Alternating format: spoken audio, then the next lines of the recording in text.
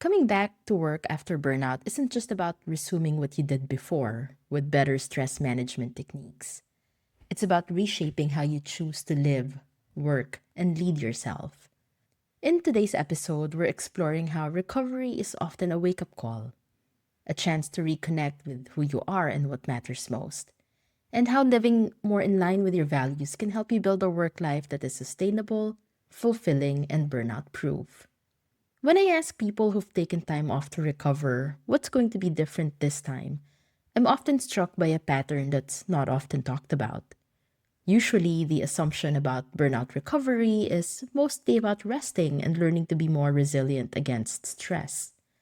But many times, there is a realization that part of the burnout trigger was due to a values gap, that their lives or their work were no longer reflecting what they considered to be important.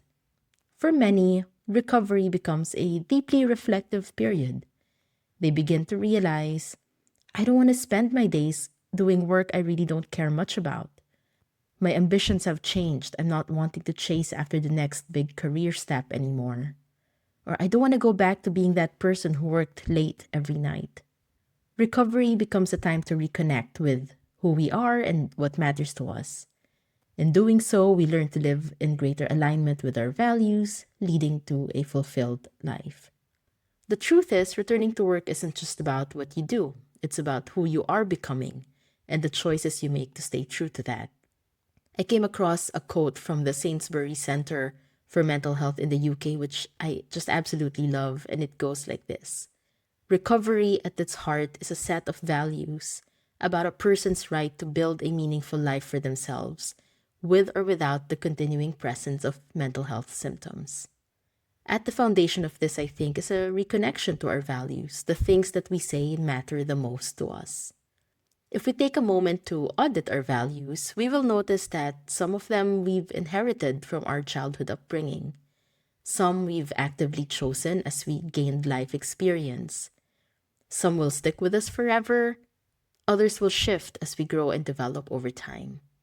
Part of this next phase of recovery is about asking, which values do I say I have? And which ones do my actions actually show?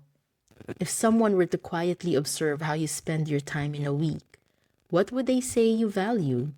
What would your family or friends say they see you prioritizing? This kind of reflection isn't about judgment, it's about awareness. And once you have that awareness, you can start to make more conscious choices. Let me take this into a personal example. I have a very high work orientation. I grew up with a mindset that it's important to have a well-paying job in order to live a decent life. My definition of success was tied to my status and reputation at work. Once after having done a values exercise, of course, things like work, financial security, and ambition showed up on the list. But so did health and fun. I was confronted with a question, how much time over an average week do I spend on health and fun? Not much. Today, my work orientation remains high. It's probably one of those that won't really go away. But I know now how to act on it in a way that gives space to other things that matter too, like family and health and fun. If your burnout arose from a disconnect between your lived reality and what you say you value, I do hope that your recovery time has been able to act as a reset for you so you can come back to a life that you've intentionally chosen. I want to spend the next part of this episode speaking about two things we tend to confront about our values during recovery. The first one is diving deeper on the value of ambition, and the second, what to do if our values don't align with our jobs or workplaces. Let's begin with ambition. It's one that comes up a lot in burnout stories. For many of us, ambition is deeply ingrained. The drive to achieve, to succeed, to be recognized, to build something successful. There's nothing inherently wrong with that. Ambition per se is not wrong. But it's what happens when ambition becomes untethered, when the pursuit itself replaces the purpose, or when the goalposts keep moving and the work stops being in service of the life we wanted in the first place. If this speaks to you, here's an invitation. You don't have to give up on your ambition. Perhaps you just need to be more clear about what you're ambitious for. What is it in service of? If ambition is the means, what is the end? More importantly, how do we make sure that the things we are ambitious for have our time and attention as well, and not left to someday in the future? Another tension we find as we get more connected with our values is the realization that perhaps our jobs or our workplaces don't necessarily represent the same values that we hold. Even in the healthiest, most progressive organizations, values misalignment can feel like friction that depletes our energy and engagement over time. Now, we have to distinguish between two scenarios here. The first one would be a scenario where your job or your workplace values are in clear contradiction to your own, that it creates a sense of impossibility for you to show up every day and feel any sense of pride or motivation in your work. For some people, this could mean working for an employer that produces products that, when used irresponsibly, could lead to addiction or harm to the environment. It's not that the work or the employer is bad per se, but for some, it might represent something more personal or nuanced that the personal conflict is too high to negotiate. In this scenario, the effort to try to find a connection one way or the other might end up being a futile exercise. And maybe leaving is the path to pursue here. A second scenario, one that probably most will relate to, is working in a company or for a job that is decent and reasonable, yet you just have a lack of personal meaning to. Trying to find a company or a job that matches your personal values 100% is not an easy task, and for some, it's considered a luxury. But that doesn't mean we give up trying to honor what's important to us. Start by connecting the dots.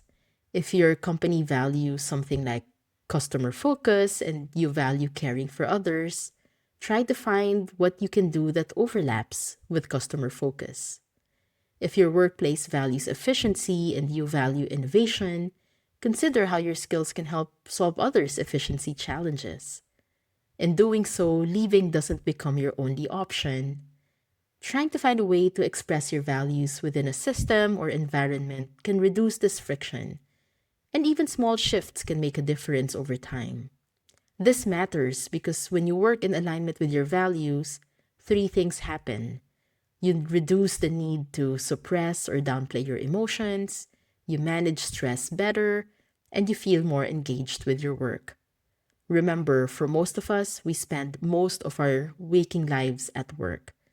And so being able to work in alignment with our values is especially crucial. So as you move from recovery to reintegration back to work, or shall we say back to life, consider what your evolved values are and how you can shape your activities, your days, and your weeks to represent those. An overhaul probably sounds like a stretch, but think about small shifts and adjustments you can make to achieve greater coherence.